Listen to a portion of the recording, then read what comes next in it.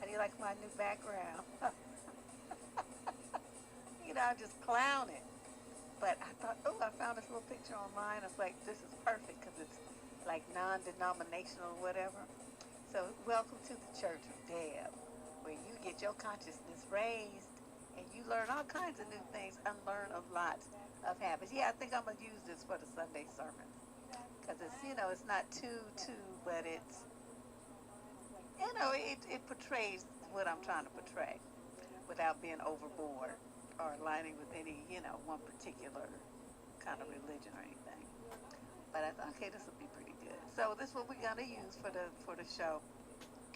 I wanted to say this is kind of a difficult topic because when I was talking about it on Facebook, a lot of the women, women who usually are kind of I don't know, progressive in their thinking as it concerns women and social issues and things like that. They just lost their minds. And these sisters start talking about, you're promoting eugenics and you hate black men and all stuff. So they completely, all that stuff that I'm used to seeing them talking online about women need to do this and women need to do that. They straight went in the opposite direction. And I thought, oh, this is kind of interesting, to witness that. So I noted from that. See, when I approach stuff like this, I'm talking about it from a scientific and intellectual level. My feelings ain't involved in none of this. I'm talking to you guys to get you to think so that you won't be making your decisions so emotionally. I think that's the number one thing that gets women in trouble. Because when you get all in your feelings, you lose, logic goes out the window. And you're talking about something that's going to impact not only your life, but your family, like your, parents and siblings and stuff, and their lives, because who you with and who you have your kids with, that impacts them too, right?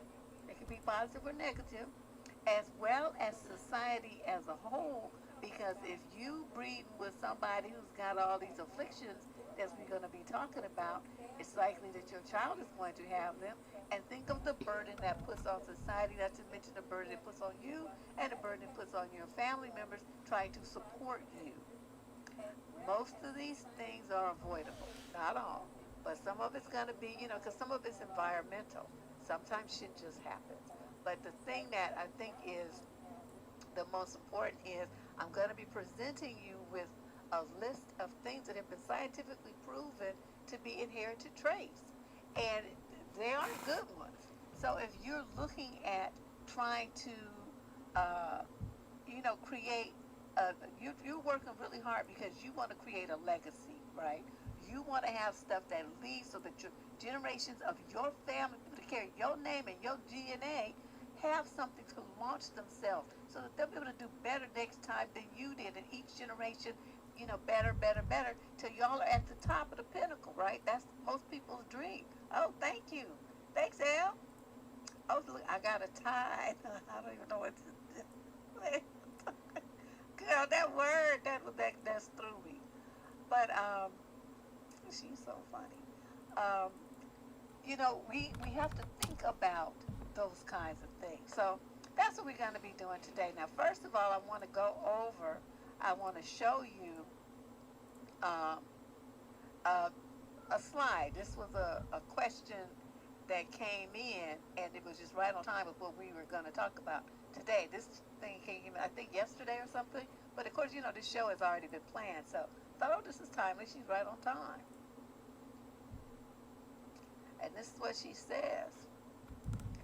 I have a question, and I don't want to seem completely off base, but from what I've observed across the diaspora, do you think something is off with the gene pool? I've been saying that. It may be easily seen in men because of how poorly many are achieving in the competition of men across the world, but also the women who keep selecting and birthing these enablers. Is something just wrong? Is this survival of the fittest coming to fruition? If so, how can women who don't want to be affected by these events, but unfortunately have to be, deal with the legacy and the brunt of the trauma? Now, I'm not sure what she was trying to get at on that last one. I will admit that she took a left turn and I lost me. But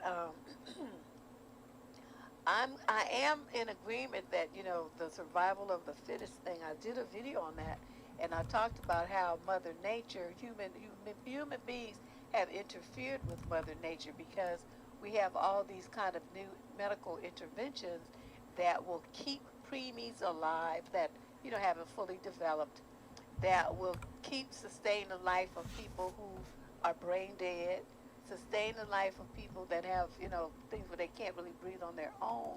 All this kind of stuff where normally Mother Nature would have eliminated those people. Or they're born with some kind of birth defect, they do surgeries in the womb, they do surgery so that the babies are born, they do all this stuff to keep them alive. That normally those kids wouldn't be alive. So that means they wouldn't make it to the gene pool. And that means they wouldn't be reproducing. So I'm not saying that, you know, people shouldn't, you know, I know people get attached to their kids. I'm not saying that. We're talking about this from a scientific and social level, okay? Everybody understand where I'm coming from with this.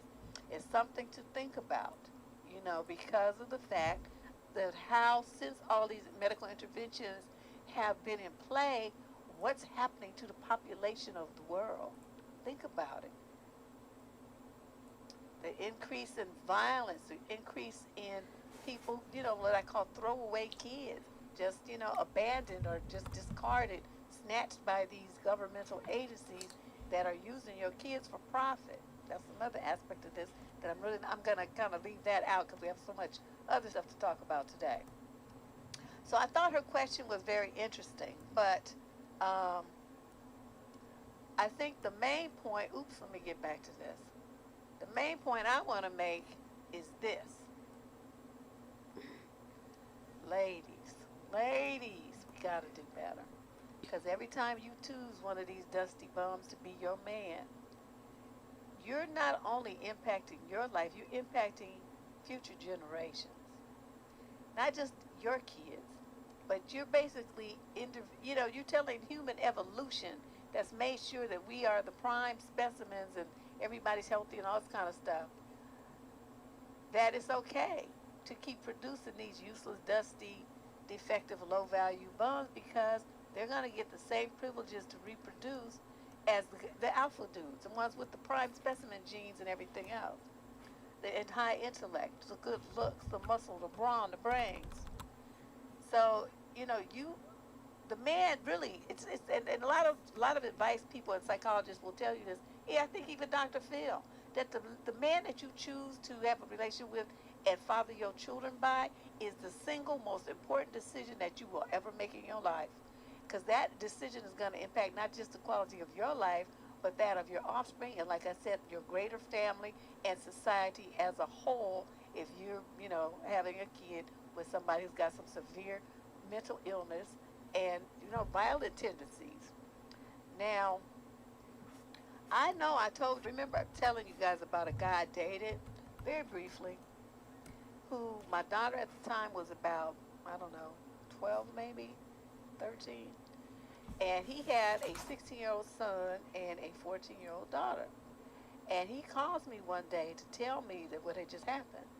His son went 5150. You know, around 16 is when schizophrenia kind of manifests itself.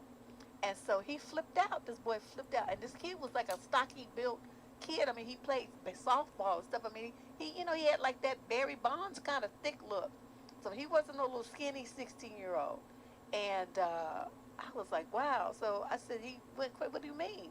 The kid chased his sister into her room. That's the only way she could get away from him. He was trying to hurt her. He was trying to hit her with something. But anyway, if that kid with his stocky build had hit this little girl, she would have been dead.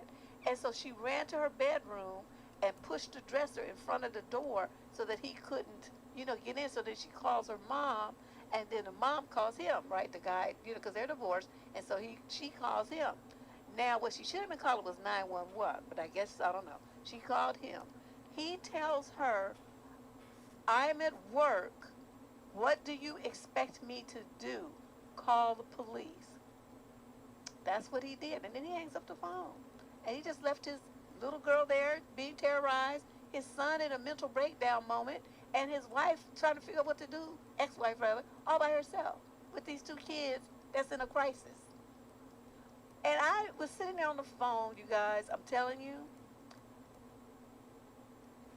in that moment, my respect level for this man went underground. I didn't even want to see him again. I could not imagine the terror that that little girl felt, the fear that the mother felt for both of her kids, and what the little boy, because a part of his brain is probably, what am I doing? Why am I doing this? I don't know what's going on. He's scared, and your ass is sitting at work. This is your family, and you just stay at work because you don't want to deal with it. I'm telling y'all, and this is a true story. This happened to me, and I was like, this is unbelievable. And so then he's telling me, right, that the kid has he has schizophrenia in his family. His older sister had it, he said. But I had noticed him taking some different pills, right? So I'm like, I wonder if he's taking that too, because lithium or whatever they be taking to control that shit. And I was like, And I told him, well, we're going to break up now. I'm not going to see you again because, see, if your son had done what he did to his sister to my child, y'all wouldn't be calling the police. You would be calling those people that come, the coroner's office, because I would have killed him. You're not going to hurt my child. That's just the way it is. And so I told him, because you start dating somebody, right, your kids are going to be, let's say around the same age. And I said, no, I'm not going to expose my daughter to your son at all because, that's just not going to work. And so I cut him and his wacky ass schizophrenic family out of my life and got them away from my child. That was the scariest shit. And so that, you guys, was the first. I mean, I knew people that had like Down syndrome in their family. I knew a girl who had her arm was like twisted like this some kind of way, and a couple of people in her family had that arm situation going on. People that have like eyes that are too far, on the side of the head, are very narrow heads, brain spaces. I mean, facial malformations and stuff like that. I knew people that had things like that as I was growing up. But I didn't know, about genetics until I got into, like high school. So so this was the first time for me to know of a situation where somebody who was crazy, directly genetically associated, right, went crazy and could have hurt or killed someone. And it just woke me up. Since then, I've done a lot of research and reading on it. And if a lot of people say, well, you're a eugenicist, you're saying that poor people shouldn't be able to have children. And those words have never come out of my mouth. It doesn't, with your economic situation, of course it has some bearing on it because you want to be able to feed and clothe your kids, put a roof over their head and educate them and stuff like that. But that's not the point. There's some people who are poor who provide their children with more love, support, and those kids go out and do better, achieve more than anybody would have ever expected them to because they have that kind of love and support. But whether those parents had money or not, they were still mentally and emotionally prepared to protect and raise those children with every single thing that they had. Now, on the flip side of the coin are people who are not. They might have a lot of money. You know what I mean? Money isn't it. I mean, you want to have enough, like I said, that your kids aren't going out meals and things like that.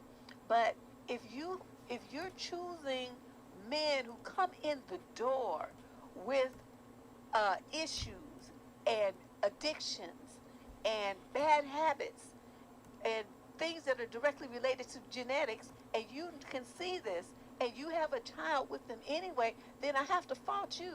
What the fuck are you thinking? What are you doing? Why did you do that to those kids? That's a very selfish and it's just thoughtless thing to do. Think about all the struggles, especially black kids already have. And you setting them up to just be a failure by that, choosing a poor choice of a father for them. You're supposed to choose the best man you can with your situation. Okay? And if you can't get nobody who's better, then you don't have kids, you adopt or something. Become a foster mother. Plenty of little kids that, need somebody to love them and take care of them. But there's no reason to keep bringing in people in this world that are all fucked up, and you know that they're going to be fucked up before you even have them. What does it say? Oh, my Lord, my writing. It's just awful. Okay, so anyway, let's move on. Let's talk about the kinds of things that are linked to genes and chromosomes. Okay, let's talk about that a little bit. It's a report, this was just published in April of 2020 from the University of Queensland. And it says, the headline is emotional, social, and psychiatric problems in children and adolescents have been linked to higher levels of genetic vulnerability for adult depression. So what does that mean? That means that they found that these children have certain types of behavioral problems will most likely have experienced depression when they're adults. They seem to be linked. Those of you who have a lot of depression in your families, think about this. How do you think that happened? I mean, some of it is, situational. But then you look at, how so much people are so resilient. Some people are resilient. They could have the exact same situation that one other person has, and the other person commits suicide because they can't deal with it, whereas this person goes and gets a second job, a third job, until they get out of the hole that they're in. They move in, they get a roommate. They might have to share the same room with somebody for a while. They make the sacrifices they need to and adjust their life to keep a good attitude and get over the hump. Every person doesn't have that kind of resilience, and that's a good personality trait for your children to have. Are they going to get it from their daddy? They're going to get it from you. Now, keep in mind, as I talk about this, y'all need to be examining yourselves as well. Now, I'm not here to be put people on Front Street because I don't really know you all like that. But, you think about the stuff that you might have going on in your own family. Young lady posted that on the wall the other day about, noticing after talking about it that there's some traits like that in her dad and how, some of her siblings had come out. So, this is something to think about. And if, they have something now called genetic counseling. And you and your potential, child's father can go in and they screen for things like, sickle cell traits and stuff like that, cancer markers, all kind of stuff, and genetics, so that you can see what kind of things you might be facing. It might change your mind about having a child with that particular person. Not like you don't love them and stuff, but if the risk is like really high that your children are going to have, some really gross things going on, are you willing to take that gamble?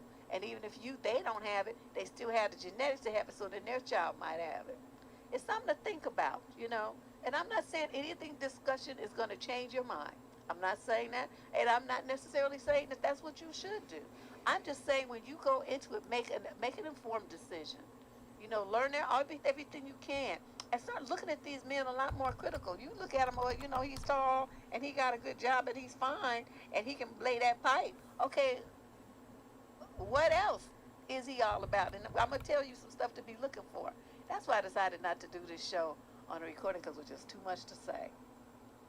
All right, so I thought that study was very interesting. Now, there's a site called healthychildren.org, and they have a whole page about the mental illnesses and physical things and mental disorders that parents pass on to their children. I was like, it's right here on the internet. It's not even hidden, ladies. Okay, so you can go read these kind of things yourself. I'll go over a few of them, though, but it's healthychildren.org is where I found this. Okay, if you have a mental disorder and considering having children or already have some, one of the questions you're probably asking yourself is whether you could pass your mental disorder on to your child. According to the National Institute of Mental Health, about 25% of U.S. adults, that's people 18 and over, and about 15% of U.S. children, 8 to 15, have been diagnosed with a mental disorder each year. Each year, okay? And that's only the ones that go and get, exposed to a doctor. The rest of them are people, drag their kids to church, or they think they're going to pray it out of them, or beat it out of them, or punish it out of them, or yell it and cuss them out of it, whatever. They don't really investigate mental health treatment and that kind of stuff because they don't believe in it. So this is a drop in the bucket. As we can verify from what we see online, a lot of people need some mental health treatment, and they just don't get it because they don't think that they're going to benefit from it, or they think that it's hocus pocus or whatever. So the kind of things that you can pass on to your children include depression, attention deficit disorder, anything on the autism spectrum, substance abuse disorders, schizophrenia, which I just talked about, and bipolar disorder. These are things that have been scientifically proven to pass from parent to child. Okay? And they said, what does it mean if a mental disorder seems to run in your family? The chance of someone having a specific mental disorder is higher if other family members have that same mental disorder. Even though a mental disorder may run in a family, there may be considerable differences in the severity of symptoms. This means that one person may have, pretty mild case, while someone else has a more severe case of the same disorder. So I thought, wow, this is kind of messed up. So let's move on from that. So let's talk about some other traits. Prenatal causes of schizophrenia. Oh, that's really interesting. See, this kind of stuff intrigues me. That's why I read so much, because my head's always stuck in some book or some website reading something, because I just want to know everything. Everything. I don't want nobody to ever talk about something I don't know something about it. That drives me crazy when people talk about stuff and I don't know what they're talking about. It just makes me just go lose my mind. I might not know a whole bunch about everything, but I know a little bit about almost everything. So that's how I do it. So let's talk about these. What traits are inherited from parents? Now, this goes deeper than what we just talked about. Was they're limited their research. This article on healthy children is about mental disorders. That's all. That's all they talked about. Okay. But there's a lot of other, dozens of things that are considered to be inherited that parents give along to their children. There's all these other kind of diseases, with certain ethnic groups. I think it's the Jewish culture. They have something called Tay-Sachs that they stress. And it's it tends to afflict people who have, they're from the Jewish culture. And then black people, and people, brown people, sickle cell is our thing. And, so there's all these kinds of things that tend to go kind of along an ethnic line as well that you might want to consider. You do? Yes, girl, just reading everything. That's why I'm can't have C half the time. So let's see. They says for years, psychologists talk about what kind of traits babies inherit. They include physical characteristics, health problems, genetic problems, mental issues, and IQ. However, scientists have recognized that many psychiatric disorders tend to, quote, run in families, suggesting genetic roots. Those disorders include, as I said earlier, autism, attention deficit hyperactivity disorder, bipolar disorder, major depression, and schizophrenia. Sometimes symptoms can overlap, so distinguishing between these 5 major psychiatric syndromes can be difficult. This is interesting. In fact, recent studies have turned up limited evidence of shared genetic risk factors such as for schizophrenia and bipolar disorder, autism and schizophrenia, and depression and bipolar disorder. So they kind of go in pairs. And even anxiety might be hereditary, it says. They talked about that a little bit. Many mental disorders actually have a genetic basis, but we're a significant distance from understanding all the genes involved. So they're still doing research on that. But they have found that these 4, they do have research that proves that these 4 can be passed along to your children. Obsessive compulsive disorder, schizophrenia, bipolar disorder, and depression. Okay. The other kind of things that are passed along from those genes and chromosomes are physical characteristics. It says every physical trait that you have is inherited. Like you could look at your kid and see features that they got, what they look like. This aunt, this grandparent, the father, the mama, Auntie Susie's nose. You can look at your children and you can see where they got certain features from. Are they tall like their grandfather? They're or short like their grandmother. It's going to vary and you'll be able to see it.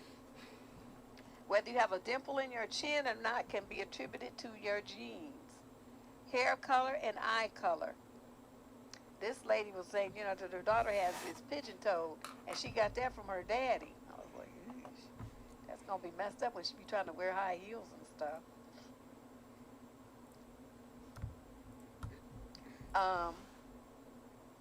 Yeah, so it says, thank your parents, grandparents, uncles, and aunts for the way that you look. Okay, other things that are inherited, medical and health issues. Now, so a lot of stuff is environmental. A lot of people, like people live in a certain area, there's like a chemical waste dump there or something like that, and then suddenly everybody comes down with pancreatic cancer or something. Well, those kind of things can be traced to an environmental cause, but even in those cases, not everybody comes down with it, even though everybody was eating and drinking the same stuff and breathing the same air. Some people are just more genetically predisposed for certain kinds of things because of their genetics, and there's nothing they can really do about that because it's too late once you're born. If you have asthma, it's included in genetics. Heart problems, back problems.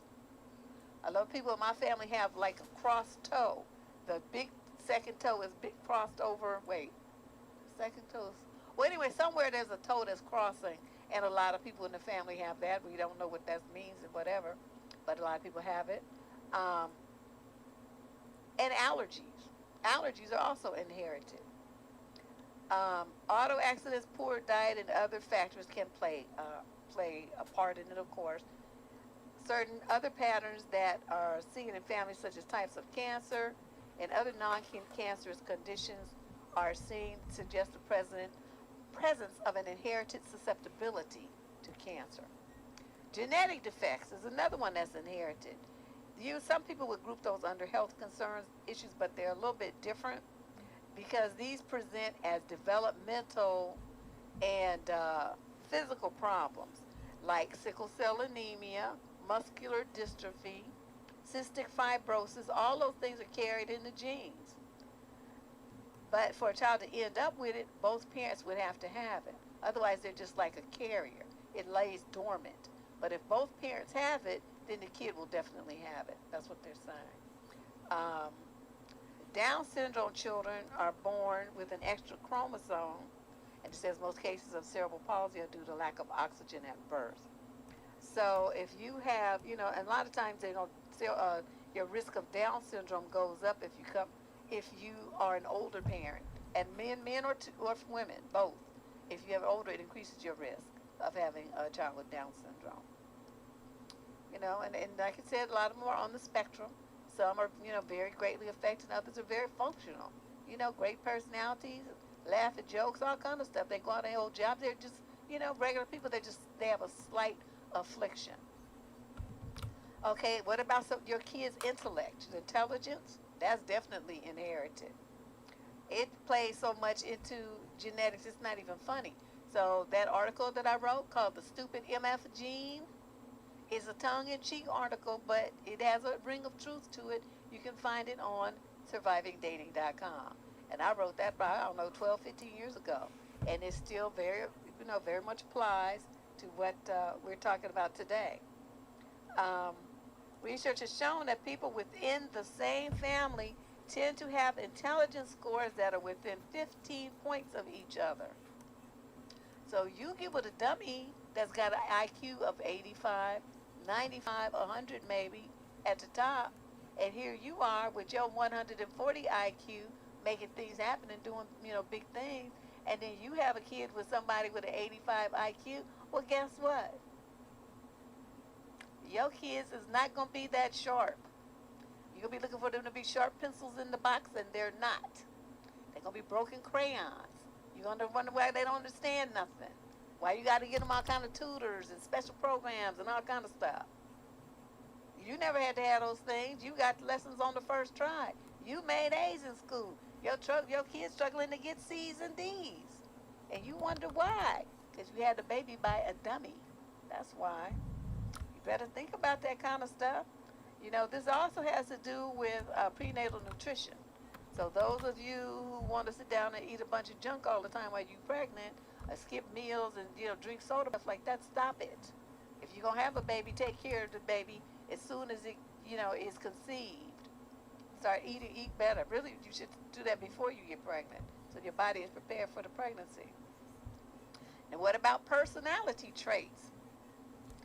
It's like, a certain, like, this certain predisposition to exhibit certain kinds of personality traits and behaviors and attitudes, and even hobbies and interests, as well as afflictions. It's a big umbrella. Now, what these studies, I pulled all the stuff from all over the internet now, So, I'm trying to research, and so I'm going to give you guys all the information. It's probably too much, so you have to go back and listen to it again, but that's okay. Do you know that personality traits, like if somebody's going to be a cheater or not, are been linked to genetics? So your man is a cheater. All the men in his family cheats, and you have some sons. Guess what? Isn't that scary? So you thinking you're doing a good job raising your little son, teaching him how to be all upright and everything, and to be, this great citizen and stuff, but it's in his genes to cheat. His daddy is a cheater. His grandpa is a cheater. All his uncles are cheaters. And you sitting there saying, oh no, I have set some poor girl up to be hurt because I chose a cheater to have to father my children. You come from a family of cheaters? Girl, like some of it, I would always thought it was, kind of by association. But then you would see those people, they wouldn't. I mean, even if somebody in their family did cheat, they didn't cheat. They just wasn't interested.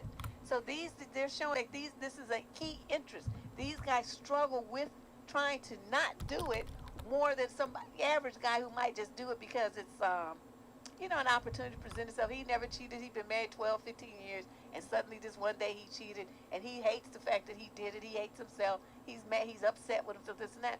That's not someone who has a propensity towards it.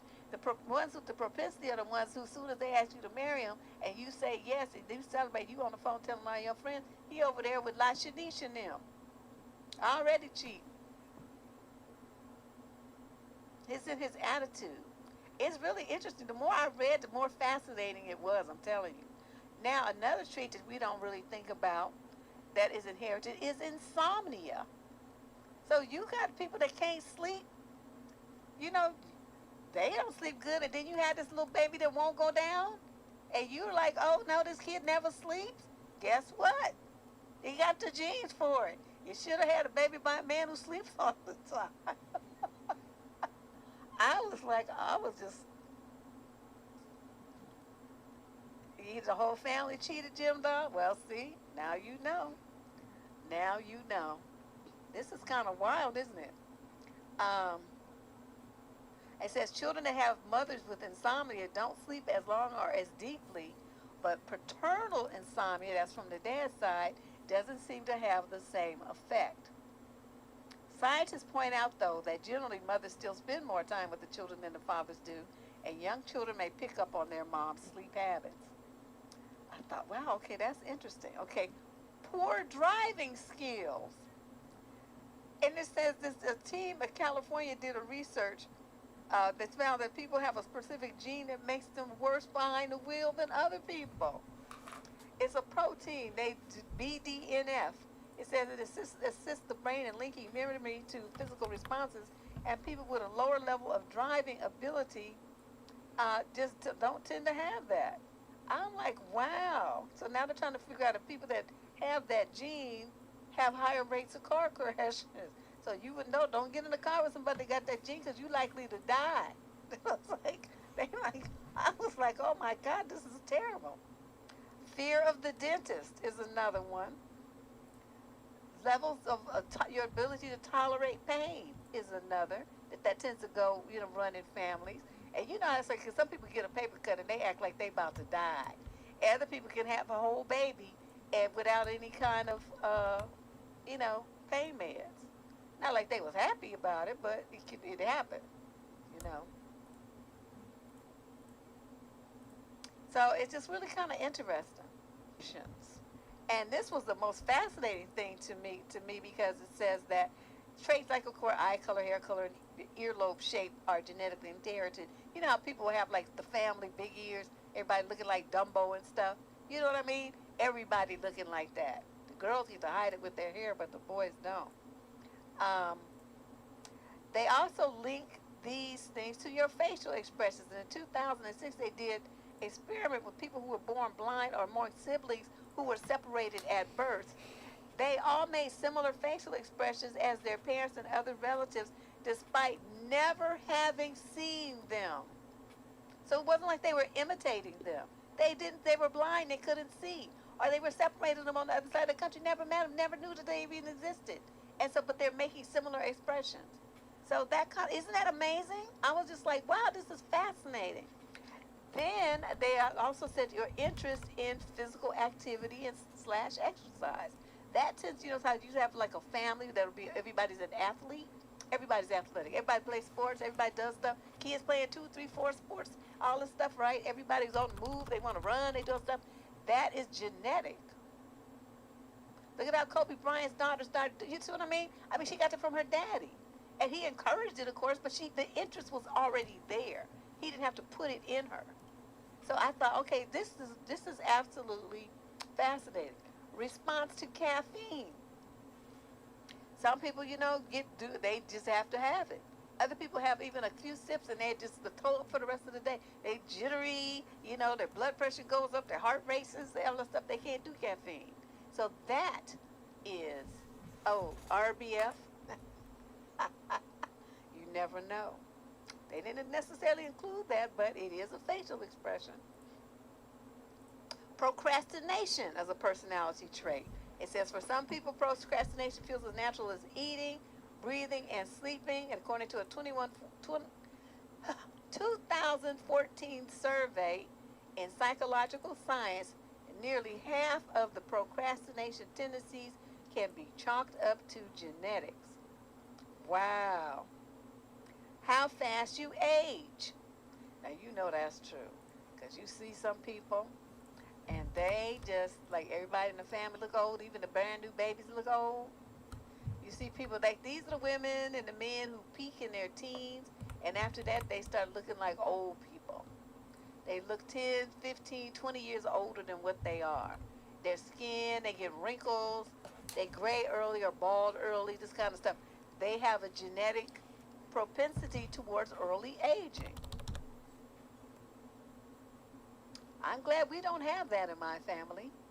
Everybody looks good till they be in their 90s, So I'm like, woo! Dodge that bullet. Yeah, they do. They peak in their teens. These are girls, they're like the finest they've ever been in their life when they're in high school. And once they get out, it's a downhill slide. Where, see, I was a late bloomer. I didn't really start looking like too much until I was in my 20s. So, how you like me now? Okay, let's talk about this one. How much of a sweet tooth you have. That is genetic. See, I'm not a big sweet eater. Nobody in my family is really a big sweet eater. I eat it sometimes, but I have to have it. People have given me stuff, when I was working, they give you donuts and stuff like that. And I look at it, and then I put it on the side, and then when they're not looking, I toss it in the garbage can. I don't want them to know I didn't eat it, but I'm not eating that. I'm not eating that. I'm just, no. We're not going to do that. So don't ever give me donuts. I don't like donuts. Yeah, so these people, they have like sugar cravings. They just can't get enough of it. People that like bitter foods or sour. That's like my daughter. I'll eat bitter, but she takes it to a next level. She likes sour foods, like pickles and stuff. I'm not like that, but that's her and her daddy. Ooh, they used to sit around and eat pickles and stick like a peppermint stick in there and stuff. He taught her to do that. And they'd be sitting around eating them pickles and the peppermint stick, and I'd just be sitting there just grossed out of my mind. But that's what they do. Oh, you 20 and you look 14 to 16, well, watch out. Because the pervs are going to be after you because they're going to think you a little kid. That's what they look for. Okay, fear of taking risks, genetic. You know how some people are just like crazy and just do all this wild, crazy stuff, and everybody in the family is jumping off cliffs and bungee jumping and swimming with crocodiles and stuff, and they all think that kind of just a good idea. And then you have people who, like me, would rather watch you get bitten up on TV and be like, wow, as I eat my popcorn. Look at that crocodile dragging her under. That looks kind of messed up. I wonder if she's going to survive. But you know, to them, that's exciting. Whereas for me, that's like the last thing I'd want to do. I'm not doing that. I would watch you do it though, and just be like, wow, look at you all munched on. That's just not cute. You know, piece of your flesh missing and stuff. Nah, Deb ain't doing all that. Empathy. It says, according to the same 2011 proceedings of the National Academy of Sciences study, that a person's optimism can also determine another personality trait, which is empathy. And this is a genetic thing. It says more than half of our population, 51.5%, has this variation of high levels of empathy. You know, the ones that don't, was I noticed it in the 80s when they started having all these crack babies, that them kids don't have anything. It was missing.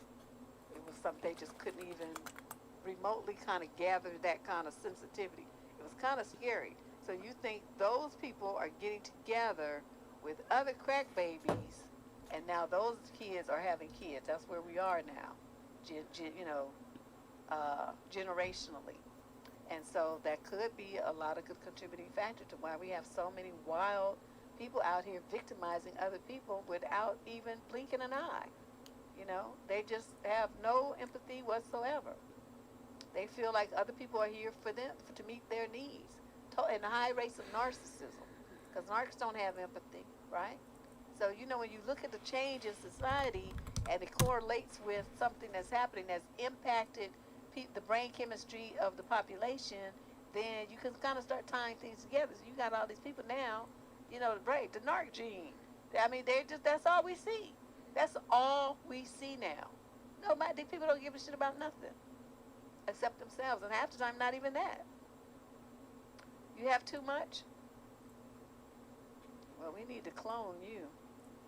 I don't know. I think I have just a good balance. I mean, I care about some people, and other people are like, you stupid. I can't be bothered with you. So, okay, there's some other things. Ability to trust other people is genetic, linked to genetics. Being a morning person or a night owl. Or you be like me, I want to be all of the above. I want to just burn the candle constantly.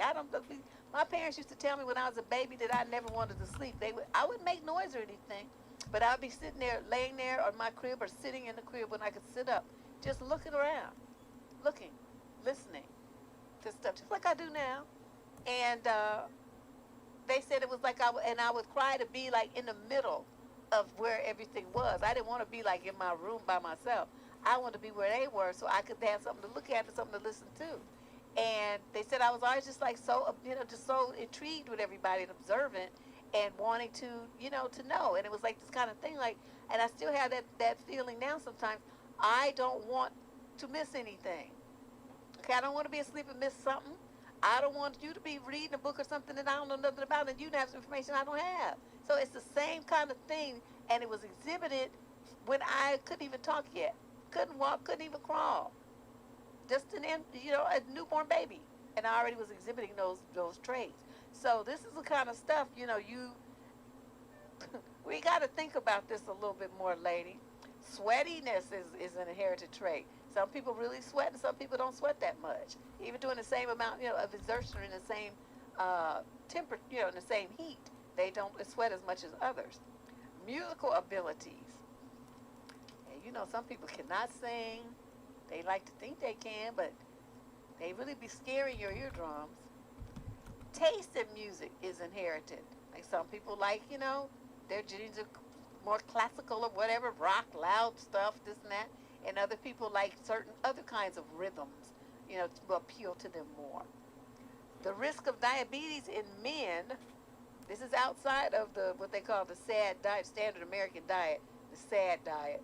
But according to a 2009 study in the American Journal of Clinical Nutrition, the Western diet, when combined with at-risk genetic predisposition, can heighten the likelihood of developing type 2 diabetes, and this only applies to men.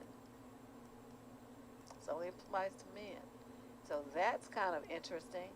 And the last one on my list is toler aggression. You know, your kid is just very aggressive, wants to fight and hit and bite people and stuff all the time, and you know, you didn't raise the child that way, the child came out like that, that's a sign that something was inherited from someone, you know, get kicked and hit, bitten and all this whole kind of stuff. I don't know, I don't think that kid would live too long doing that to me. And then the final one, which I kind of hit on already, is athletic abilities, and I referenced, you know, Kobe and his daughter. And Kobe, of course, had naturally had those abilities he inherited from his dad. But that man studied his craft.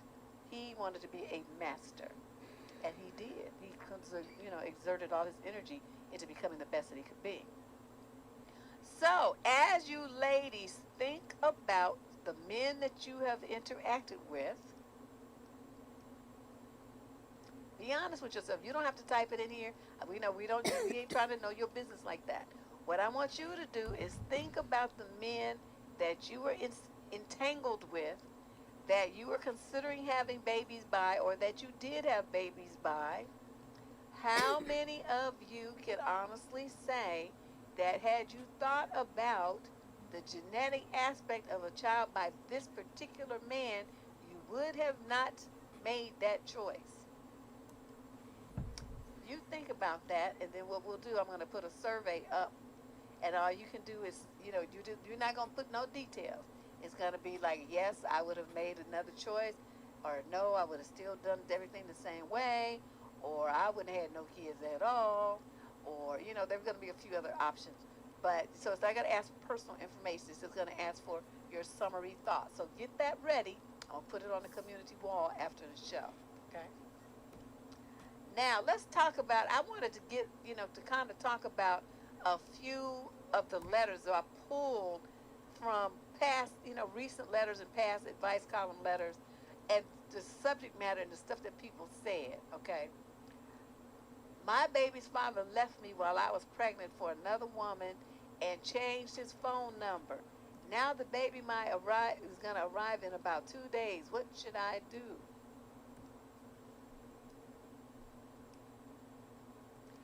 My ex-boyfriend abandoned me and cut off ties as soon as I got pregnant. How can I explain to my baby when she grows up and asks about her father? My boyfriend dumped me after getting me pregnant six weeks ago. I have no support. I'm broken. How do I go about this situation? I'm 31 and pregnant, and my boyfriend left me. What do I do? I hate my life. I got pregnant at 16 and wanted an abortion, but my mom said she would take care of the baby.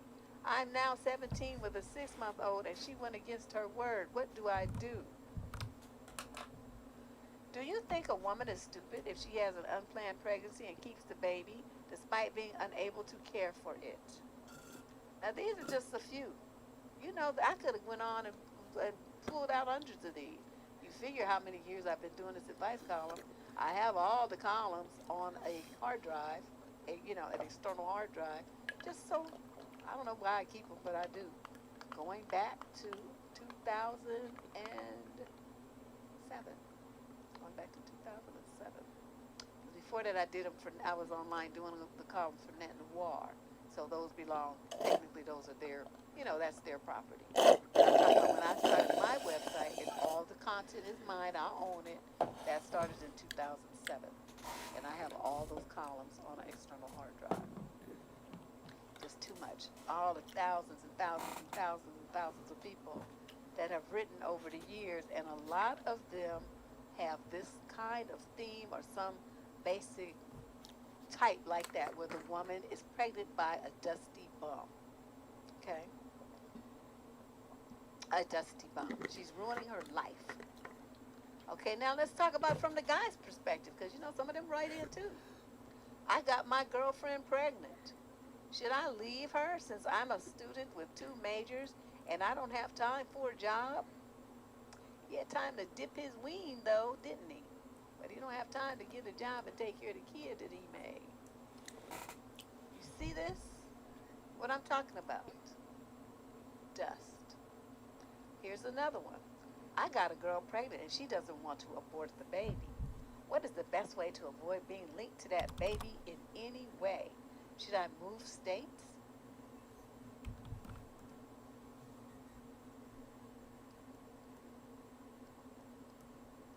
My girlfriend is pregnant and I can't be in this relationship with her anymore. I don't know who I am. I really need to tell her it's time for me to leave. If she decides to keep the child, I'll 100% support it. What do I do? We just found out that my girlfriend is pregnant, but I don't want to be with her. I'm scared that she will have an abortion, though. What can I do to try to have her keep the baby? So he don't want to be with you, but he want to torture you to birth him a child. And the last one, I'm 16, my girlfriend is pregnant. She refuses to get an abortion. I really don't want to be a dad. Help me. What should I do? So everybody want to know, what should they do? What should I do? What should you do? Why did you not use birth control? Why did you do that to yourself? You know, it's too late once you're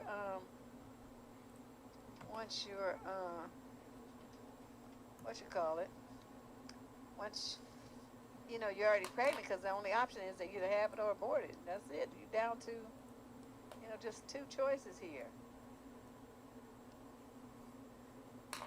I was trying to figure out what I wrote, and I don't know. So let's go and investigate what this slide is. Oh, this. Okay. Yeah, this came in on a meme. Well, I kind of paraphrased it, but put my own picture. But, you know, to me, this is what, when you have a baby, right, it's supposed to mean that this man is so damn fabulous, so freaking awesome, such a stellar individual, that his genes should be replicated. The world definitely would benefit from having more people like him running around in it. Right? That's the man who you should have a child with. Somebody that you admire, respect, who's got his shit together, who's a positive impact, and it brings joy and wonderfulness to everybody's life. Everyone he becomes involved with. He's an upstanding dude. People just love him. Okay? That's who you select to be the father of your child. Who do you not pick? Well, remember the 3 video series we did, What's in It for Me? And I talked about how you need to go for the inner qualities that a man is going to be bringing into your life. You can start there. Okay? You can start there, but it's even a little bit different, you know, when you have, because we're talking about what's in relation to you. It's a little different when you're having a child. Let me see what this last slide is. Okay. Yeah, this is perfect segue to what's going on, what I'm going to talk about next. You know, how people have dads, parents, sons, and daughters are different. They're very different. Because your daughter's first love is her daddy. Now, guess what? If daddy rejects her and daddy ain't shit, or daddy abuses her, molests her, all the stuff, then that little girl is going to have some problems. She's going to have problems. You know, fathers don't realize how much responsibility, you know, these young cats, they don't realize how much responsibility it is to be a father. I mean, like I said, it's heavy enough to be one to a boy. But when you have a little daughter, you the first example of manhood for her. What you do with her, how you talk to her, how you treat her, whether positively or negatively, is going to impact her life for the rest of her life. What she observes you doing and what she hears you saying is going to influence how she thinks about herself and how she expects to be treated by the other men that she's going to run into as she goes through life. If you have a man who ain't shit, he ain't about nothing, you can't depend on him. He's sometimey. He's addicted. He's in and out of jail. He's stupid. He's a criminal. He's violent. He want to shoot up everybody or beat up on everybody.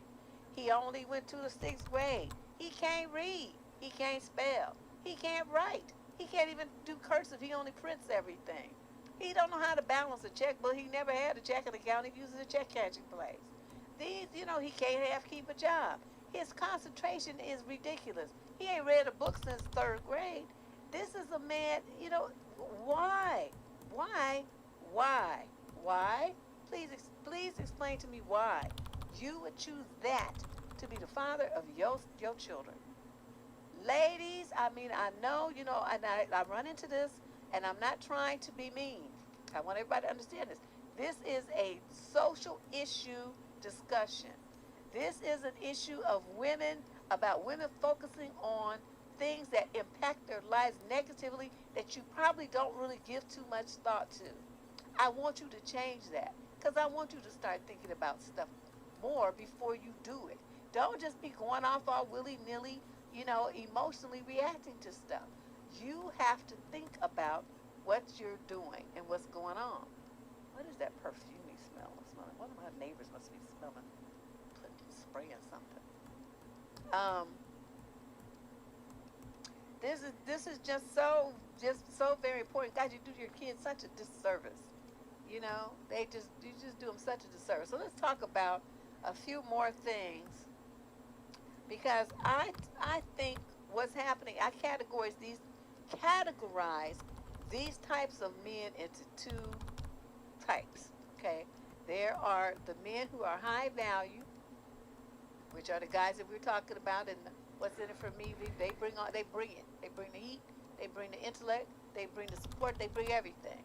Them the dudes that you want. Okay, you might even have to go to blows over because I found him first. He's mine. But then there's these other ones who want to run around and think that they are entitled to a woman because they have a job, an apartment, a car, and they went to school. Not realizing they have so many of these other traits that we're talking about that you're going to be eliminated as a mate by any woman who has good sense. And I would hope that that's most of you. Okay? Yes, Roger that. As you say Roger, I think about Roger from that show. Go home, Roger. Okay, so let's talk about what is a low-value man. A lot of women think, well, a guy is high value if he makes a lot of money, or he spends a lot of money on me, or he gives me money. That's very juvenile thinking. That does not make a man a good, a high-value guy. Okay. Now, when you think about the man who brings value to your life and to that of your children, this is a guy who is going to impact. He's got your future, your happiness, sometimes your health, like your mental health, because, in a bad relationship, your mental health does suffer, and your physical health does too from the stress. So you got a guy, by choosing the relationship that you choose, it's going to impact your health, your mental and physical health, possibly your wealth, as because you got somebody who's a sponge, an albatross around your neck. He ain't doing nothing to build you up.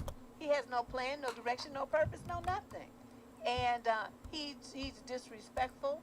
He treats the children like they're nothing. He treats you like you're nothing. And you have this, and you're trying to create a relationship and a happy home with this piece of a man that's trash. He's trash. And you don't have kids by trash. You just don't do that. You got to stop looking at these men like, well, he's interested in me. Yeah, but is he worth being interested in? Because a lot of times, trash will blow down the street and it'll wrap itself around your leg. What you do, you just bring it home then? You're supposed to kick it off and let it keep blowing. It's trash.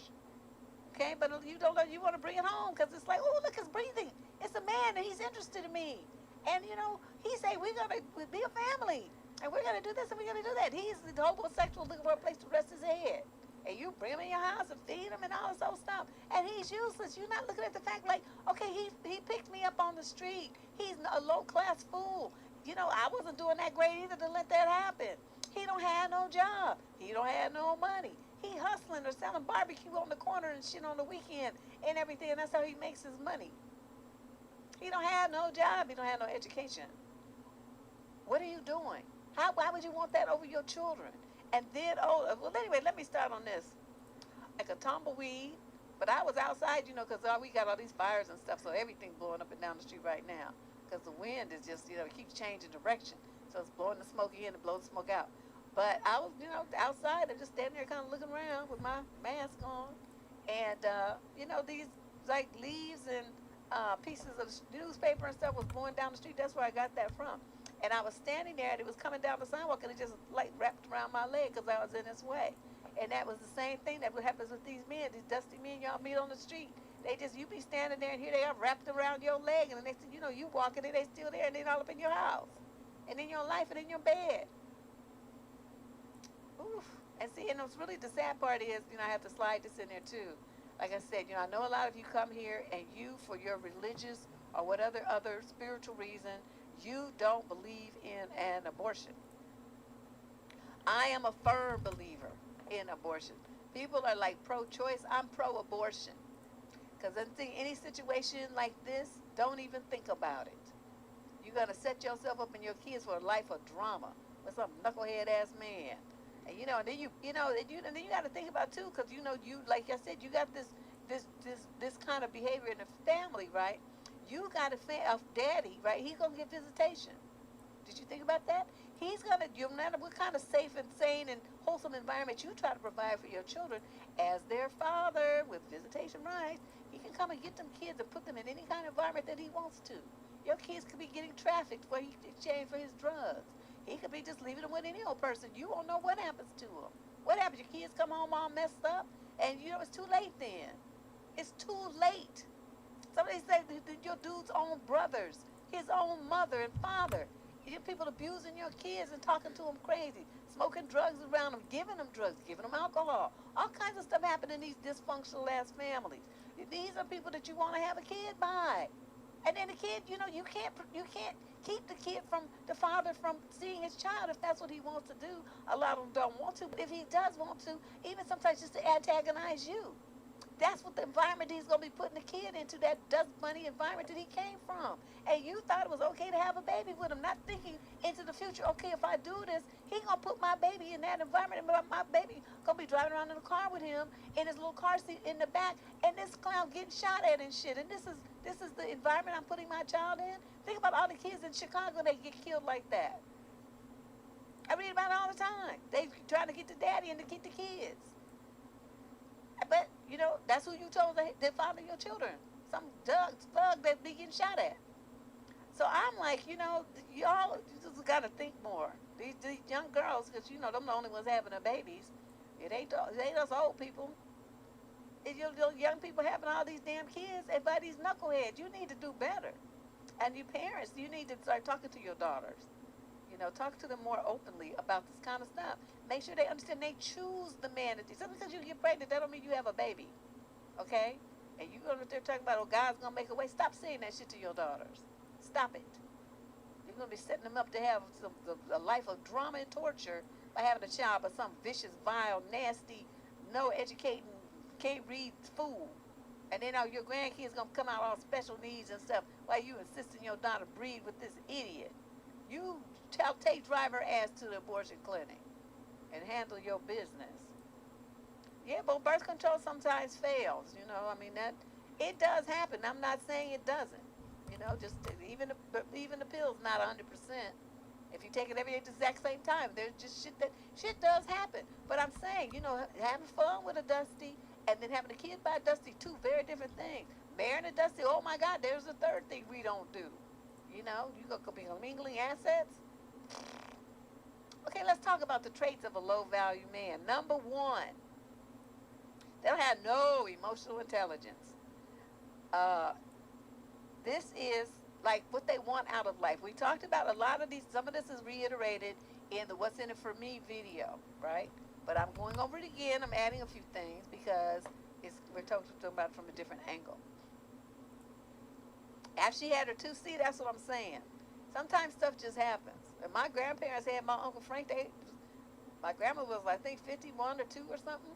And he was like a oopie baby. They was like, what? Pregnant? What you talking about? So, that was it. He was kind of an accident. They were confused. What happened?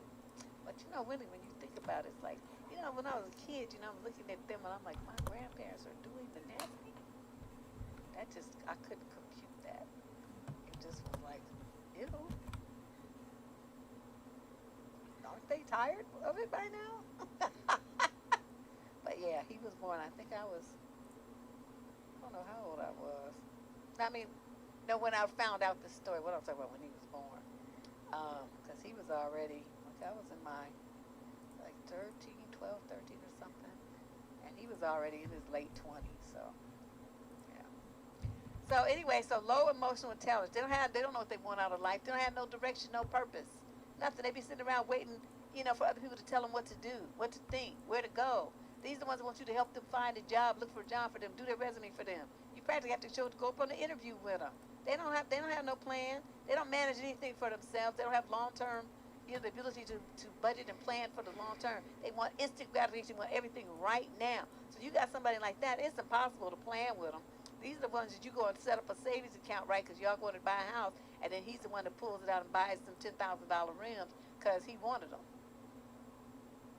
And you're like, well, what about the house that we were saving for to buy? Well, we'll just keep saving. I just wanted these rims. Okay, that's this kind of dude. These are guys that don't have much social awareness either. So they have very poor social skills. They're kind of what we call socially awkward dudes. And really a lot of people don't really like to be around them. So these kind of guys you will tend to see when you get in a relationship with them, they just glob onto you. You're like their only friend. You're the only one they talk to and stuff like that. It's exhausting as hell. And they don't really know how to manage a relationship. They don't do their best at it. Number 2, he has no drive. Now you have a goal. You're working towards things. You're going to school. I'm going to get this. I'm going to become that. Right? We had a letter. Like the guy was like against the woman going back to school. He didn't want her to go to school and get a promotion. He didn't want her to do anything to better herself because he wasn't. And because he felt like, when somebody was telling him how they were like, their girlfriend got a master's degree, and he was all mad about it because he felt like, well, instead of congratulating her on helping them both come up because they're married, right? He's like, well, now I'm the stupidest one in the house. That's how he saw it. So he felt like he was in competition with her. Okay, that's a dusty bomb. No matter what else, is going on, how much money he makes and this and that, this is the kind of man to make himself feel better. So, I spend all this time trying to explain all this stuff to you, and guys give you ladies the tools to recognize this kind of nonsense when it comes down to fight. You don't pay attention, just pay attention to what they say. You think about why they said it. Okay, what is going on in his head and his heart and his mind that makes him think that's okay? And that's where you're going to find the real man. Okay, because somebody who really cared about you would never say any shit like that to you. But so now I'm the dumbest one in the house. And you know me, I would have said, yeah, you're right. You are. Wow, how does that feel? To look in the mirror and know that you're the stupidest person walking around in this old building. The most uneducated, the most useless. How does it feel?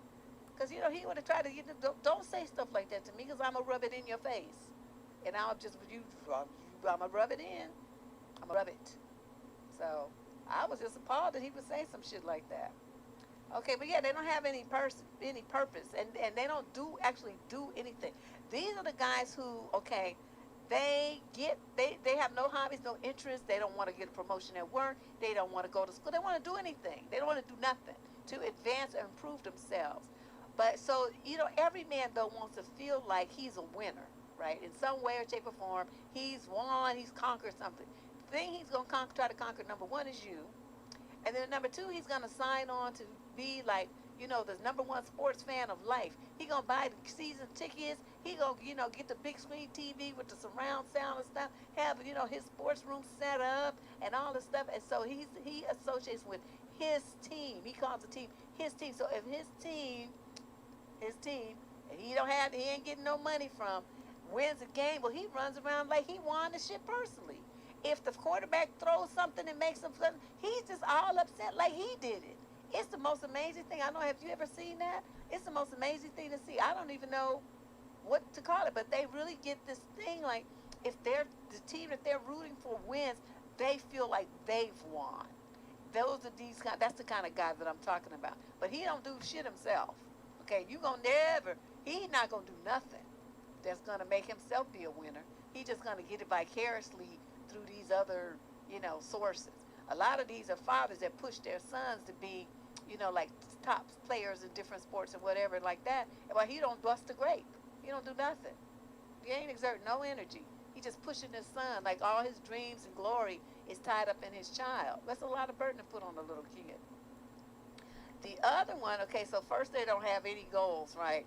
The other one is they do have goals, but all their goals are negative. All of them on the side of a low value man. Everything that he wants to do is negative. Like, for instance, he wants his whole purpose about whatever he's focusing on is about destroying something or someone, usually you, or a group of people. How do they do that? Their words. Oh yeah, busted a grape. They ain't gonna bust a grape. Nothing.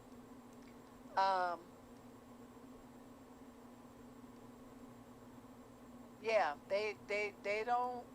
They destroy your self-esteem. They destroy relationships. They destroy your businesses. They destroy your credit.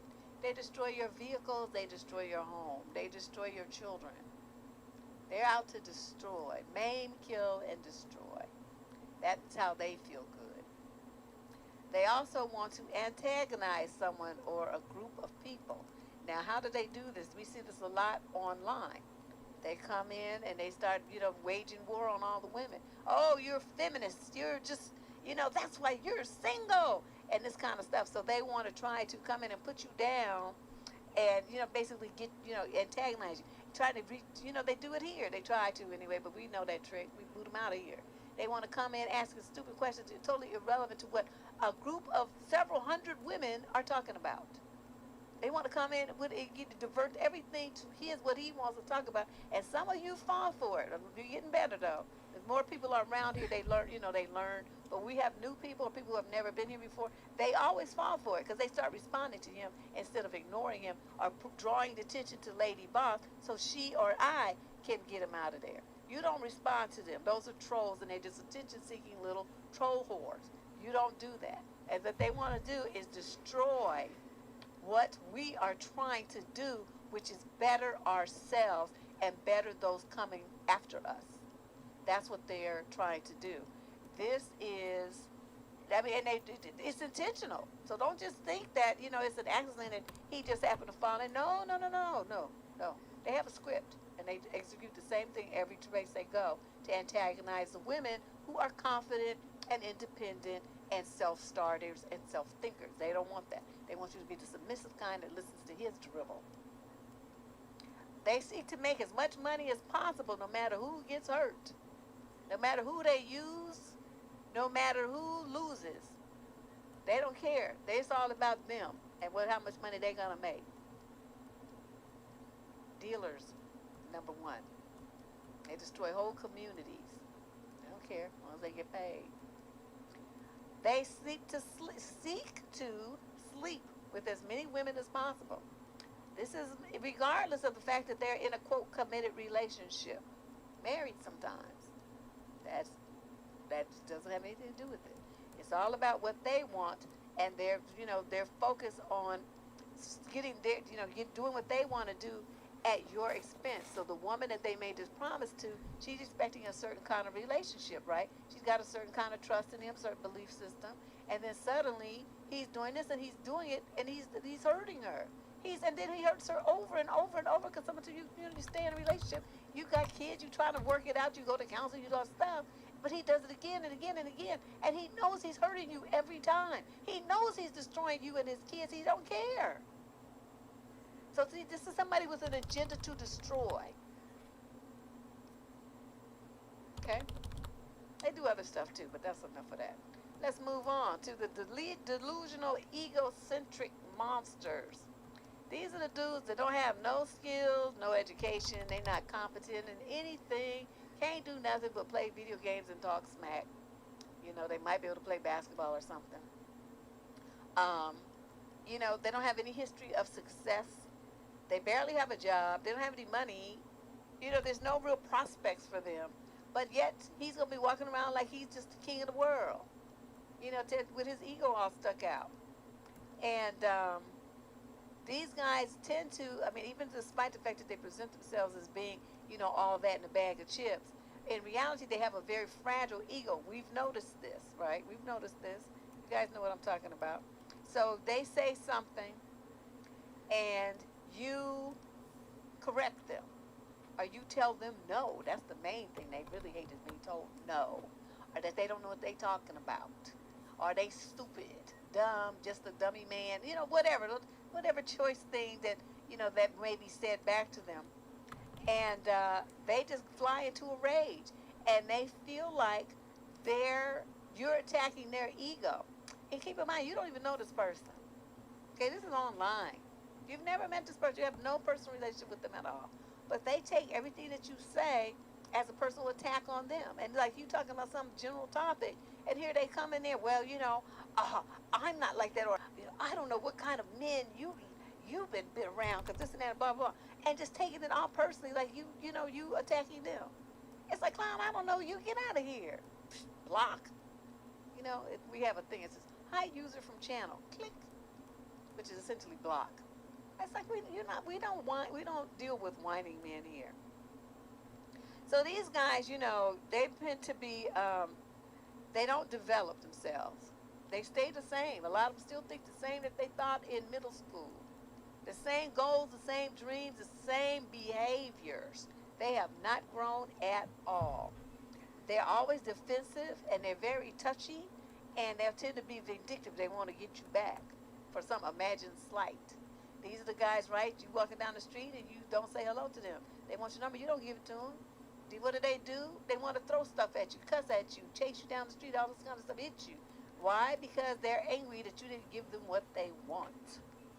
You didn't boost his ego the way he wanted you to. This one, they're apathetic. They don't want to care about anything. A low-value man doesn't care about things that could make him more high value. He don't care. He don't want to do nothing. He don't want to care about what he does, like for a living, what he does behaviorally, socially, what he does in his relationship, and how he treats you, how much he makes, how he can improve and develop himself and to be a better man, a better person, a better father, a better husband. He ain't trying to do any of that. He don't even give a thought to who his friends are. He's bringing these kind of people around, his house and stuff. And, around his kids, or bring the kids around them. And he really doesn't pay too much attention to his relationship. You will, even the women tell him, honey, we need to spend more time together. Honey, I need to talk to you about something. I'm really upset about this and that, and blah, blah, blah. Let's get together. He feels like if he's happy, everybody's happy, and that's just the way that it is. Then you have the dudes that, are just weak. They're very weak. We did a video recently, why men can't be weak. Here we go talking about that. These are the dudes that, they want to claim that they're a nice guy, but they're overly nice.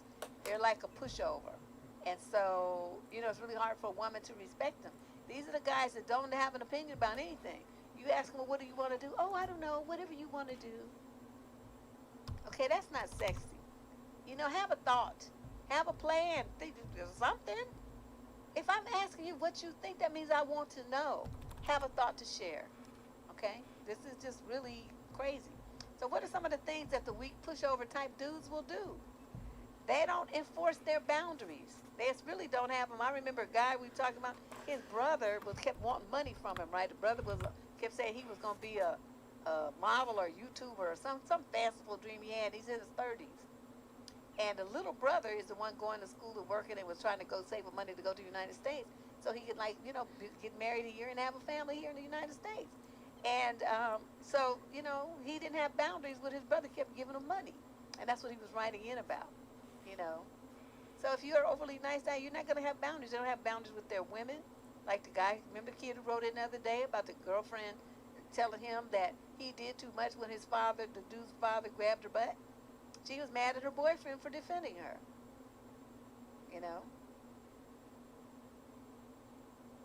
He listened to her. I would have beat my daddy's ass. So they let people disrespect them. Guys, the guy, getting disrespected by other men or whatever. And, sometimes that's wise, especially if you're all outnumbered and you don't have your Glock on you and stuff. But it's like, at certain times, you can't just let people disrespect you. It's going to be words. You got to stand up for yourself. You have to. Little things like, now my husband wasn't with us this day, but I was with some other friends, and they couldn't believe what happened. We was trying to take the kids. They had some special rights. We taking the kids to the Denny's in Emeryville. So we lined up, and they have like those cords, those gold pole things with the velveteen cords in it to, separate. So the people who were lined up were here, and the people who were coming out were coming out the door on this side. So we're lined up here, and we're next. This waitress gonna come with some menus, right? It's me, my daughter, and my friend and her daughter. So it's 4 of us, and this Caucasian waitress is gonna walk just past us like we're not even there, and start reaching around for the people in back of us, some white people, right? And I look at my friend, and then I look at this bitch, and I'm like, we were next. What are you doing? Oh, well, something. I said, no, we're not gonna do that. And I turned to the white people behind us. I'm like, we next, right? They're like, oh yeah, we don't. They was like, we don't have nothing to do with this. So they said, yeah, they were next. And so the lady sisters with this attitude, she flings the thing down. She don't give us no silverware, all this kind of stuff. You know what I did? I went into the back of the kitchen and said, where's the manager? And I read the riot act. We got to come back. But, I don't know if she got to keep her job. But I'm like, this is some bullshit. This is the San Francisco Bay Area, the melting pot of the country. And you have some little redneck up in here acting like this, and you think this is okay? I was loud talking that bitch and acting a complete fool in Denny's, in the Emeryville one, right there, right after you get off the freeway. Right there. Yeah, but that's where we were. And I'm like, this ain't working for me. And she was like, flinging our stuff down when she did bring it, and missing stuff that was on the order, giving us kids pancakes with no butter, no syrup, all kind of stuff. I was like, this bitch, ooh, yeah. So that's the kind of thing. But I had another situation where I went out with this dude, and it was a group of us. That's when I still ate meat, and I had ordered a steak, and I said I wanted it medium well, and they brought that thing, and it was blood dripping off of it. I almost lost my mind. And so I'm like, I'm not eating this. I want to, be cooked some more. The guy I was with says, oh, don't make a big deal about it. Just eat it. That was the last time I went out with his ass. So I raised my hand and I said, waiter, this is not medium well. This is raw. I don't want this. Give me what I asked for. And so, well, this was like filet mignon, which is like, if you're going to eat steak, eat some good one. But, still, shit, he was paying and I wanted it. So that's what we did. But, I mean, it was like, why should I have to go through all them changes? But these are kind of things that men let, he would have just let this guy do that and disrespect him and me. You pay him for something and it wasn't what you ordered. You should have been checking the waiter. It shouldn't have been me. And the waiter's supposed to check the shit before he brings it to the table. He should be able to look at it and see that blood dripping and look at his thing and say, she said medium, well, this isn't medium well. Put this back on the grill before you bring it to me. That's your job. Don't just be slinging some shit, blood flying all over the place in front of me. I was like, oh, this is gross. But now I don't even think about that kind of stuff. I haven't had a steak in years. Low value men are passive. They're very passive. They don't have the courage to speak their mind about anything. They don't say nothing. They'll just let people just run over them and tell them what to do. And if he's not dealing with something really well, he's going to be passive aggressive about it. He's not going to just directly say anything to you. This ain't working for me. This and that, blah blah blah blah. He gonna start throwing stuff. Making sounds. Breathing all funny and just acting stupid instead of opening his mouth like an adult, or doing the silent treatment. All that kind of stuff. Or thinking you're going to be walking around on eggshells while he, pouts and everything. Please. You could pout till your lips fall off. I'm not going to be chasing you to talk to you. I will go on with my life. And you better get the act together within 24 hours, because after that, I'm tipping out on your ass. And I'm going to go and hang out with some men who have some sense. So understand what time it is. Either you talk like an adult or our relationship forward. I'm not dealing with that kind of stuff. I'm not going to do it. We having a problem, motherfucker, talk. And that's just the way it is. These dudes are also needy and thirsty. Oh my God. These dudes, the thirsty ones, just all up in your inbox, all up on your phone. They want to hear you on the phone talking for hours and hours at a time. Don't want you to do nothing, to go nowhere. You know, I need you to be on the phone with me while I drive over here. Well, listen, when I get off of work, let's talk on the phone until I get home. No, I don't have that much to say to you. I don't have that much to say to you. I'll just talk to you when you get back. It's just unbelievable. And yeah, they just very insecure. They're very clingy. And these are the kind of guys, like, if you go somewhere or something, they are just lost. They're lost and confused. I know some women and husbands, they have to like cook for them and put the food in there labeled with what day, when they go on a business trip, what day he's supposed to eat it and how long he has to microwave it and all this kind of stuff, because he's such a big baby that I guess he don't know how to go get him some food at a restaurant or a burger or something. He go to his mama's house to eat. I mean, what? I mean, do something with yourself. But that's how these women do them. I'm like, your ass would starve. Wait for me to do it. You better feed yourself.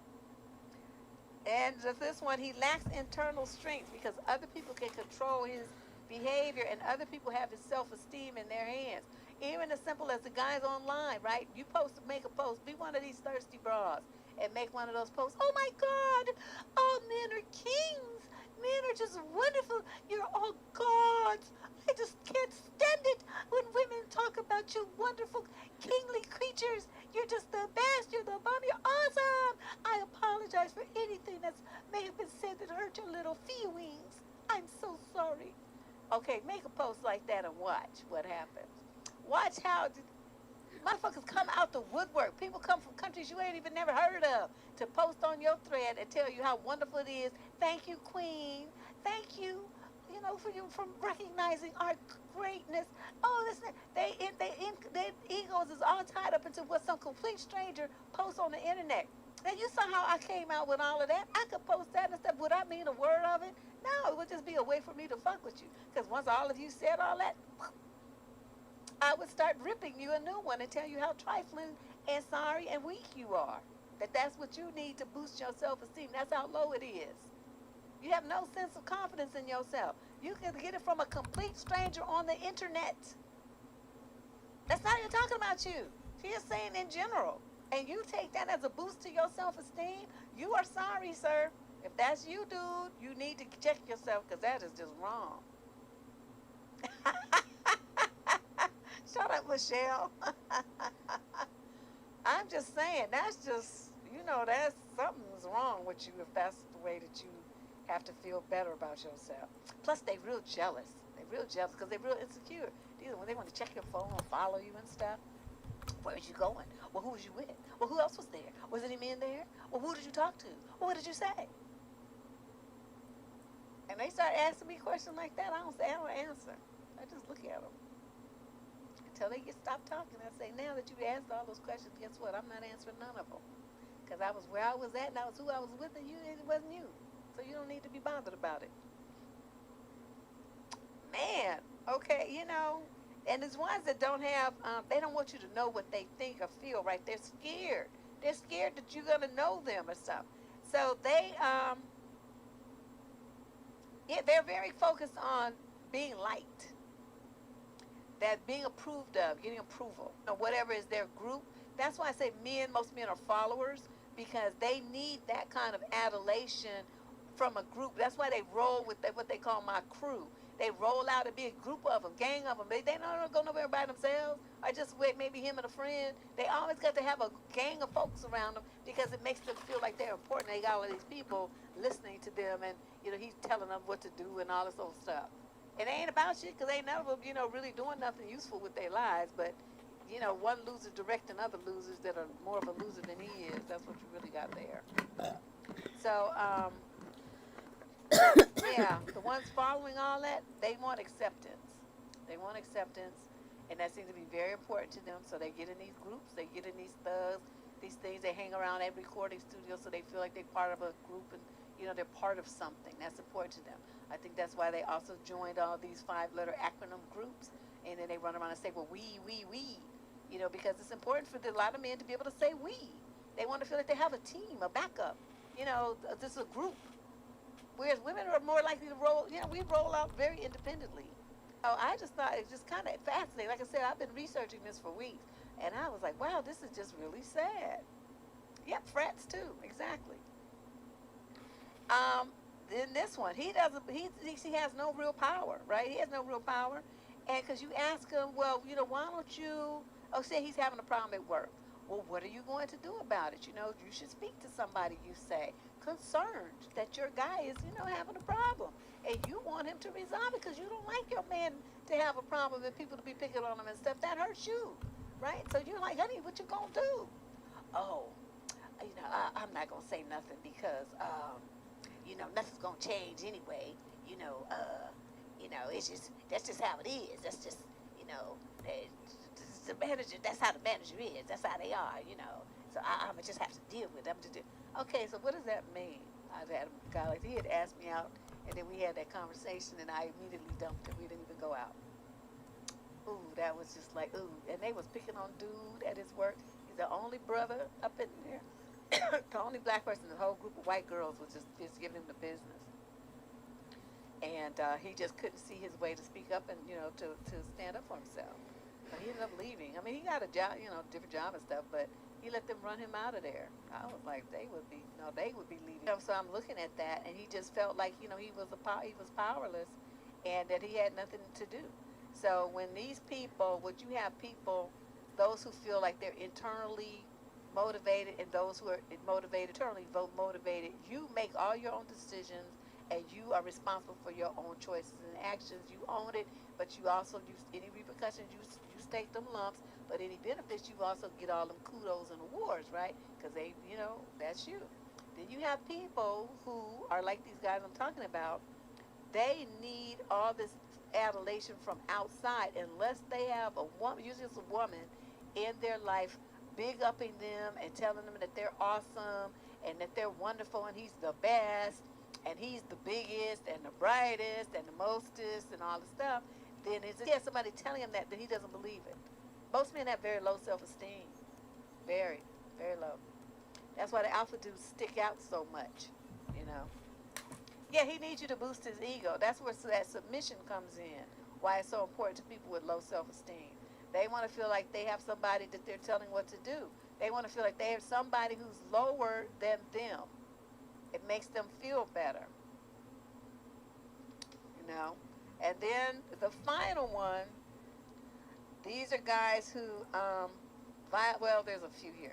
They violate your boundaries, right? They hate it when you say no. They get angry because you don't give them what they want. The guys who put you down, when you're an insecure, low-value man, that's how they do this negging thing that they like to do. Those are all low-value, insecure men. There's no reason in this world why you would have to put somebody else down and try to hurt somebody to make yourself feel better.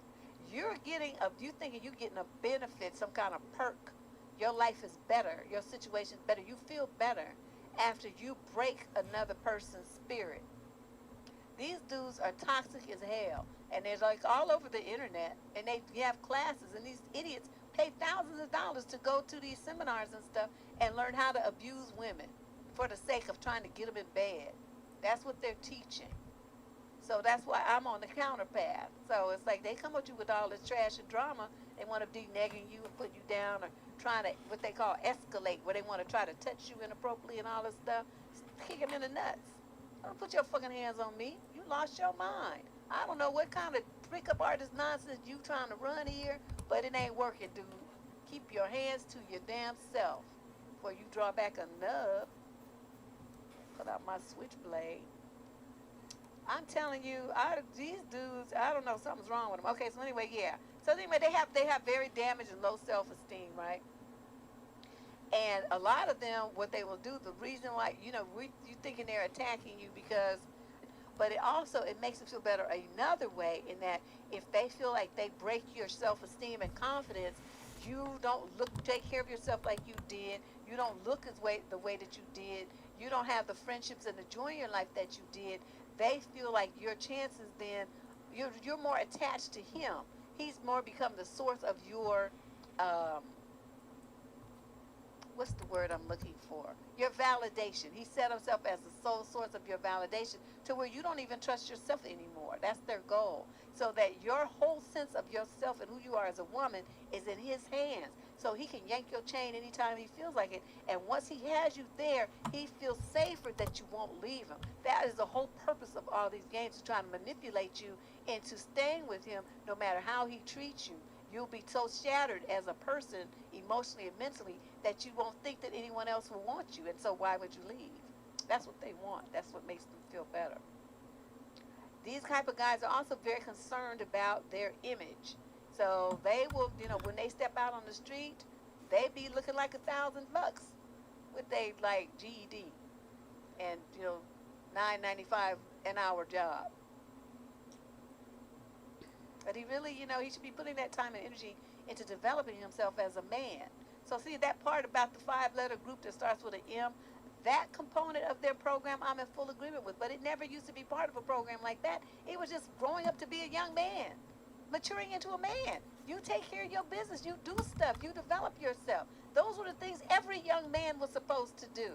But now they have to have a special group for it, and they posit it as being something that's in opposition to women. No, fool.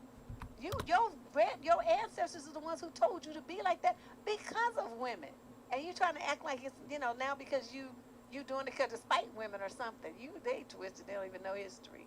They just most of them are so young. They don't know nothing. And they don't have relationships with their fathers and grandfathers to go and ask them. So they could get the facts of how these things came to be and the structure of manhood prior to the crack era of the 80s. That's when everything went downhill. And finally, these types of guys, and this is what you need to look at. They have that phrase where they say birds of a feather flock together. Look at your man's friends. Look at his family. Look at who he chooses to hang out with. Not that he's forced to hang out with, like you have a work event or something. A lot of them dudes might be knuckleheads. He works in a warehouse or something. They're having a company dinner or a company event or something. So he hangs out with the guys. Somebody getting married, so they all go out and have a drink or something. He's hanging out with them then. That's not necessarily a choice. He's doing that because it's part of his employment and it's expected as for the culture in which he works. Okay, that's different. That's what I'm talking about. I'm talking about the people that he chooses to be in alignment with in his private life, nothing to do with work, and it's all a choice. He picks up the phone and calls them. He goes to where they are. They invites them to his spot. Those are the people that he's associating with voluntarily, and those are the ones that you pay attention to. And look at how they conduct themselves. Are all his friends cheating on their girlfriend? Does he have friends that beat on women? Does he have friends that disrespect women, say foul, vile things to them? And he just laughs it off? Understand that your man is trash. Okay, because if he's not checking his friends, say, man, don't be talking like that around my woman, around my girl. You lost your mind. Don't be doing that kind of shit. It's disrespectful. Okay, if he's not saying things like that to his, quote, friends to teach them how they're supposed to treat him and his woman, then you got a dude who's trash. He's trash. Understand that, because if he's tolerating that kind of conversation and kind of behavior from his, quote, friends, you ain't going to be too far away from getting that same treatment, because that means he finds that acceptable. Otherwise, they wouldn't be his friends. Don't you understand what that means? They're thieves, they're druggies, they do all this crazy stuff. They into kids. I mean, whatever is his friend's thing, your man is just like them. Otherwise, he wouldn't be friends with them. And it's the kind of thing like, if they're they were childhood friends, those kind of guys tend to drift apart. I mean, he'll see him when he goes to the neighborhood or whatever, barbecue or some weddings and stuff like that. But he ain't bringing them into his house, and he's not going nowhere with them because he knows the next thing the car will be pulled over and the police will jump out with guns drawn. He's not trying to get involved in no mess like that, so he cuts ties with them. I'm just saying, this is the kind of thing, you guys got to think about this kind of stuff. Just because you meet a guy and he seems cool, I caution you to slow down. These are the main types of ones dudes will be doing the love bomb. Because they want to get you in a situation where you're not thinking. You're responsible for that. You're responsible to think for yourself. I don't care what you have to do. He calls you 5 times. You answer the phone once. That's how you make yourself have the time and the space to think about what's going to be best for you. You don't just roll into a situation just because he calls you and want to stay on the phone all night. You don't have to do that. You don't know how to say, I have to get off the phone now. Or when he calls you, say, well, I got 10 minutes and then I have something else I need to do. How you doing? Put parameters around him. You don't let him just run in your life and run amok. Yeah, but that's what a lot of you do. You go to work exhausted the next day because you stayed on the phone talking to him all night when he don't have a job. He don't have the responsibilities that you do. Stuff like that. And what you doing talking to some man who don't have a job? No way. I mean, I know it's, people in a bad situation right now, but you know what? He needs to be putting his energy into that. Not trying to find somebody to, to get vertical, horizontal on a mattress. So watch out for these men who have these mediocre associations, mediocre friends, and he's happy with mediocrity. So in all, I hope you guys, what is this? Oh yeah, I'm going to save this for another show. We're going to talk about what qualities make a man a good father, but I'm not going to do that today. It's kind of off track here. Right now we're talking about, the things that you should be looking at to make sure you do not have a child by a guy with these traits, with these afflictions, with these attitudes. Because whatever attitude he has that he's displaying towards you, he's going to display towards those children. Do you want your children to have to suffer like that? You want them to be emotionally abused, called names, abandoned, tricked, treated like, like they're nothing. Do you want that for them? Or do you want a man who's going to be there 100%, to really raise them, to have their back, to be their buddy, to be their, source of strength and protection? That's the kind of man you have children with, ladies. You don't have one with just because he want to have one with. See, how does he deserve that? How does he deserve to replicate his genes and his DNA and have a child running around here looking like him? Does he deserve that? Be honest.